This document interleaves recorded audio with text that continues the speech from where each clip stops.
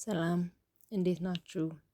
በዛሬው ቪዲዮ የካሮት ኬክ አሰራር እናያለን። አንዳንድ ጊዜ ኬክ በሚያስፈልገን ጊዜ በቤታችን ውስጥ በቀላሉ መንገድ መስራት እንችላለን። በቤት ውስጥ ባለን ግብአት ተጠቅመን ለእነዚህም የሚያስፈልገን ግብአት ጨው፣ ምንም እንኳን ኬክ ቢሆንም ጨው የሌለው ነገር ጣዕም አይሰጠንም አይደለ? ጨው፣ የቀረፋ ዱቄት፣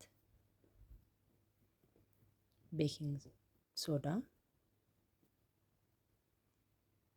ቤኪንግ ፓውደር፣ ስኳር፣ ዘይት፣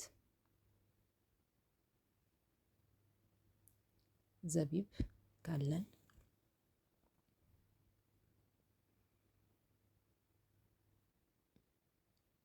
ካሮት የተፈቀፈቀ፣ ዱቄት፣ እንቁላል እና ቫኒላ ናቸው። መጠኑን የሀሳብ መስጫው ላይ አስቀምጥላችኋለሁ።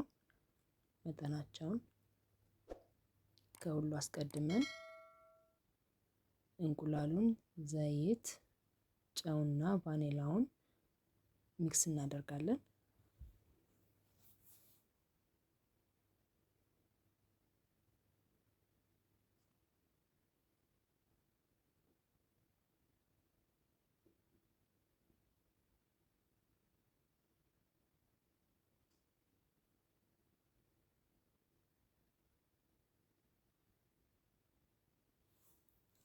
በዚህ ሚክሰር ሚክስ ማድረግ እንችላለን። ይሄ ከሌለን ግን የግድ ይሄ መሆን አለበት ማለት አይደለም። ቤታችን ውስጥ ባለው በሹካ ወይ በማንኪያ ወይ በስፓቱላ ማዋሃድ እንችላለን። እስከሚዋሃድልን ድረስ ሁሉም እስኪስማማልን ያስገባናቸው ግብአቶች እስኪስማሙልን ድረስ በእጃችን ማዋሃድ እንችላለን። ግዴታ ይሄ አስፈላጊ አይደለም።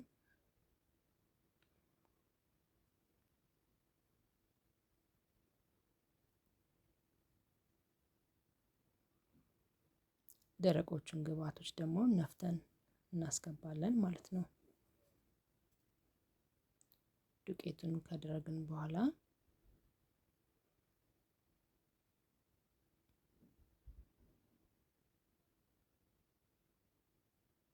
የቅድሞቹን አብረን ነፍተን እናስገባለን። ደረቆቹን ግብአቶች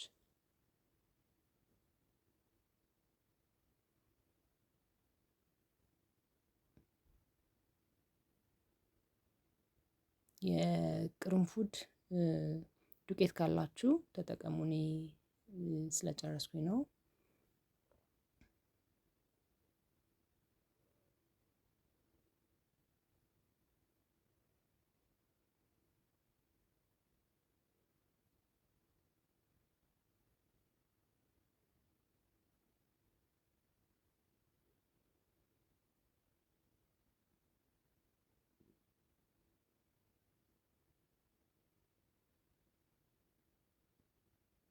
እናዋህደዋለን።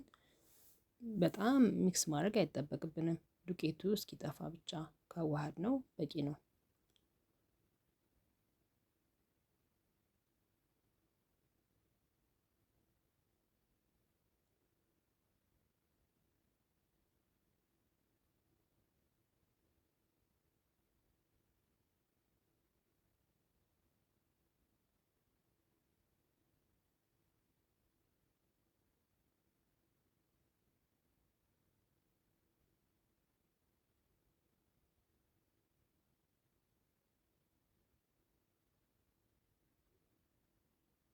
ካሮታችንን እንጨምራለን። ፈቅፍቀን ያዘጋጀነውን ካሮት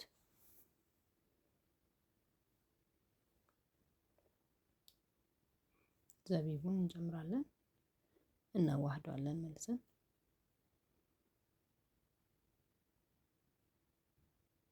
ይህን እያደረግን አስቀድመን ኦቭናችንን መለኮስ አለብን። ሞቆ እንዲጠብቀን ቢያንስ ለ10 ደቂቃ ማሞቅ አለብን።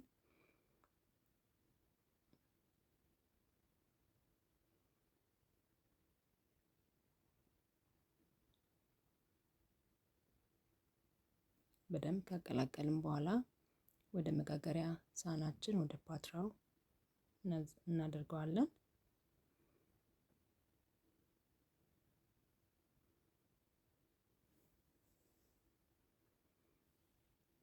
ወደ ፓትራ ገልብጬ በ170 ዲግሪ ለ20 ደቂቃ ነው ያበሰልኩት። በቤታችን ያለው የኃይል መጠን የኦቨናችንም የኃይል መጠን ስለሚለያይ እንዳያርባችሁ እያያችሁ አብስሉ።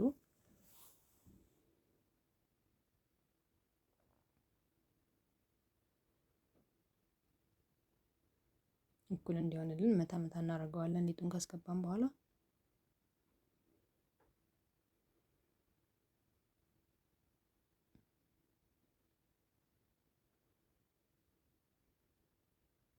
ከበሰለ በኋላ ይሄንን ይመስላል። በጣም ነው የሚያምረው። በጣም ይጣፍጥ ነበረ። ይሄንን በቀላሉ በቤታችን ውስጥ መስራት የምንችለውን ኬክ አንዳንዴ እንግዳ ሲመጣብን ወይ ሰው ጋር መውሰድ ብንፈልግ መስራት እንችላለን። የሰራሁትን ከወደዳችሁ ላይክ በማድረግ ሀሳብ ካላችሁ ኮሜንት ላይ እንድታሳውቁኝ በማለት ጠይቃለሁኝ። ሰብስክራይብ እያደረጋችሁ እንድታበረታቱኝ በዚህ አጋጣሚ ጠይቃለሁ። በቀጣይ ቪዲዮ እስከምንገናኝ ድረስ ስለተከታተላችሁኝ አመሰግናለሁ። መልካም ጊዜ ይሁንላችሁ። ቻው